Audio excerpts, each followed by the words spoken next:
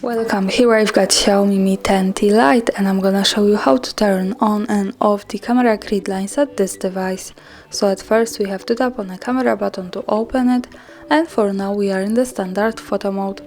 From here let's go to the right corner to this button. When we tap on it, we get access to more options about the camera we can manage, and here we have the show grid lines button. So by just one tap we can turn on the camera grid lines and another tap to turn them off.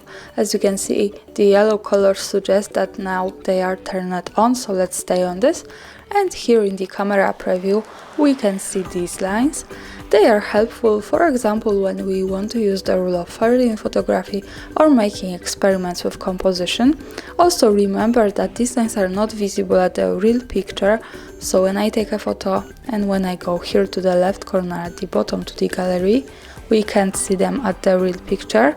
So the grid lines are only to help us taking better photos.